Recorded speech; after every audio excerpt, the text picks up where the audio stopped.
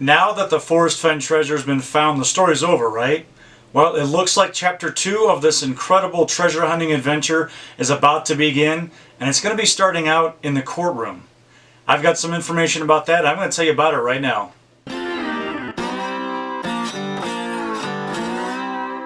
A huge congratulations to the finder of the Forrest Fenn treasure. It's been a long 10 years and hundreds of thousands of searchers have been looking for the Forrest Fenn treasure box in all of the Rocky Mountain states of Montana, Wyoming, Colorado, and New Mexico. When Forrest publicly announced that the treasure had been found under a canopy of stars, many of us were happy, sad, yet relieved. Now that it's over, many of us have felt like it's time for Forrest Fenn to finally get some relief from this long adventure that he embarked on 10 years ago. Now don't get me wrong, I do know that Forrest brought this upon himself, but you do have to think about all of the things that he and his family have gone through over the last 10 years, from countless emails to phone calls to hearing about people that are searching for the treasure that have been killed out there in the Rocky Mountains. It's been a rough road for Forrest for sure to have to deal with all of this stuff. But I do have to tell you, I do feel some relief that the thrill of the chase is finally over.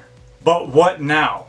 I know many of us in the treasure hunting community, we have some unanswered questions. We want to find out who found it, where did they find it, and what was the solve of that person who did find it.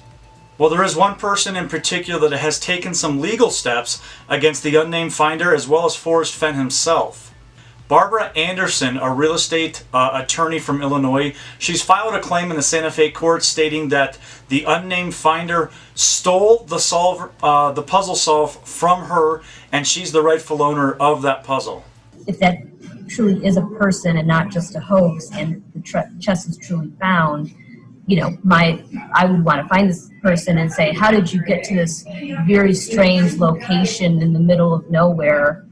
And, you know, because you have to get there through solving the puzzle. Anderson alleges that she was hacked and her solve was stolen by a man she didn't know who had been taunting her with texts in recent months. With her paralegal / border collie cupcake, really? Anderson's made some 20 trips from Chicago to Santa Fe in her quest to unearth the treasure, which she hoped to either donate or sell off and use the proceeds to start a charity. She thought she would indulge in this unique hobby of treasure hunting as a fun distraction away from her contentious divorce. In an interview, I remember her saying, I thought this was going to be a fun thing, and in my daydreaming, I thought I would come out and write a funny follow-up book and thank Santa Fe for the adventure. And then she went on to say that this really isn't turning out that way. Anderson had said in recent years she had rearranged her schedule and asked judges to move cases around to allow for some month-long breaks so she could travel out to Santa Fe and follow Fenn's clues in an attempt to try and find this treasure.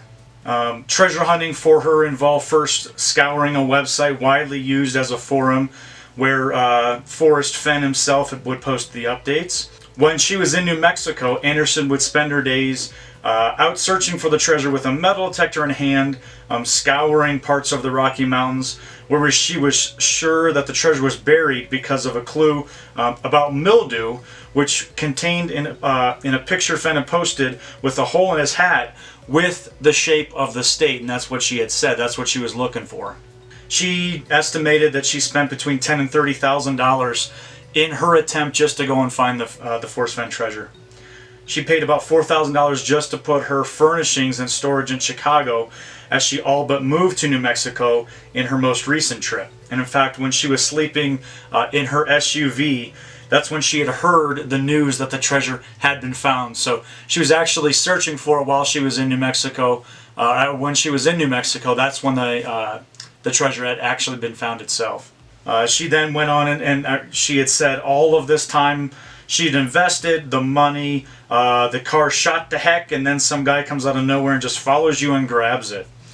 This guy stole the treasure right out from underneath me, is what she had said.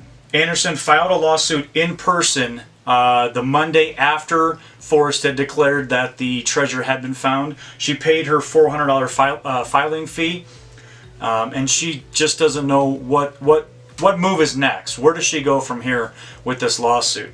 She did say that her family hasn't been supportive of her hobby. Her two teenage children haven't shown any interest in treasure hunting, so they're not spending time together. Pretty much just kind of saying that this hunt itself has overtaken her life and she's lost her family, lots of money. I'm thankful that she still does have a job, though, that's for sure. She did, in a most recent interview, she did say you have to understand she was in it for adventure and fun. And then she just miraculously happened to figure it out, just like all of us, right? We've all just happened to figure it all out. And that she kind of got addicted to it, to figuring out the clues and solving it. In her lawsuit, she does aim to find out the identity of the man who found the treasure, and she believes he's been texting and taunting her for about a year right now. Anderson did say that at some point in the last 4 years that she's been searching, she actually did get to meet Fenn in person, but since the treasure has been found, he has not returned any communication, whether that's phone calls and emails, to Miss Anderson, and they haven't had any contact since then. She did go on to say that she didn't want to be filing this lawsuit. This was supposed to have this, wonderful, happy ending, and she can't imagine this was the way Fenn ever thought that this treasure hunt would ever end. Alright, subscribers, what I need you to do right now is tell me how you thought this treasure hunt would end, and actually, what do you think of Miss Barbara Anderson? Leave me all of your ideas and your comments down below, and just let me know what you think about this whole entire situation. What I would urge you to do is, if you do have the ability to contact Mr. Fenn, whether that's by phone call or email, I would urge you to do that. Now, whether or not he chooses to release information about the puzzle, whether that's the solve and the location of the treasure chest, he just really needs to know that he has our support from the treasure hunting community, and that he just needs to stand his ground, be firm, and make sure that he gets this taken care of legally now that that's going down this road. I appreciate you, Mr. Fenn. Stay strong and take care.